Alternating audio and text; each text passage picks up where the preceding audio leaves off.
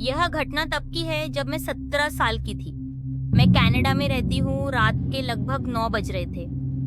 बर्फ पड़ रही थी और मैं अपनी पार्ट टाइम जॉब करके वापस आ रही थी। बाहर काफी अंधेरा था और मैं अपने घर जाने के लिए बस स्टॉप पर बस के आने का वेट कर रही थी। वैसे मैं काफी भीड़ भाड़ वाली जगह पर रहती हूँ, लेकिन उस रात काफी शांति थी। मैं लगभग 10 मिनट से अपनी बस के आने का वेट कर रही थी, जब तक एक आदमी वहां पर नहीं आ गया। वह लगभग दिखने में 50 साल का लग रहा था। उसके चेहरे पर एक बड़ी डरावनी सी मुस्कान थी, जो भी उसे और भी ज्यादा डरावना बना रही थी।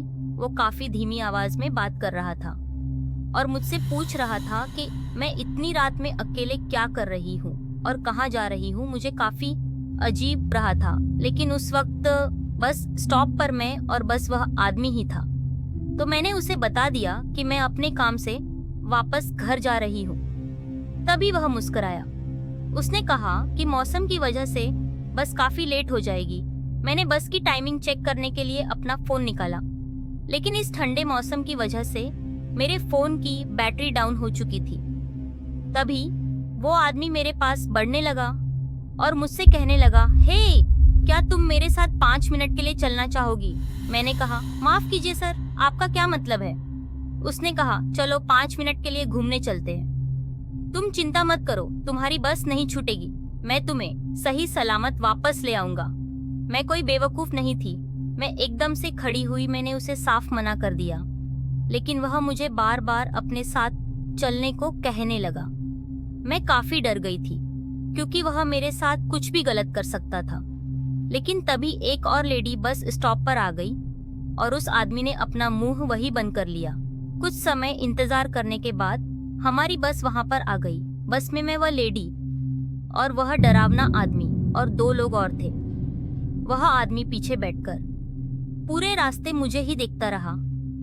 अब मैं यह चीज नोटिस कर ली कि वह आदमी बार बार लगातार मुझे ही देख रहा था। मैं बहुत परेशान हो गई और जब बस रुकी, मैं अकेले ही उस लेडी के साथ बस से उतर गई और जैसे ही मैं उसे लेडी के पीछे चलने लगी, वह आदमी भी बस से उतरकर ठीक मेरे ही पीछे चलने लगा। मैं डर गई और मैं उसे लेडी की बाजू पकड़ ली। अब मैं उसे लेडी से पूछा कि क्या वह मुझे घर तक छोड़ सकती है, क्योंकि वह आदमी लगातार काफी देर से मेरा पीछा कर रहा था। उसने भी यह चीज नोटिस की थी, तो उसने मुझे धीमी आवाज में कहा कि वह उसे घर ले जाएगी। और जब मैं दोबारा पीछे मुड़कर देखा, तो वह आदमी अब रुक गया था और पीछे की तरफ गायब हो गया। जब मैं घर पहुंच गई, तो मैंने और मेरे पेरेंट्स ने उस लेडी को बार बार थैंक यू कहा। उस दिन के बाद से फिर वह आदमी मुझे कभी नहीं दिखा।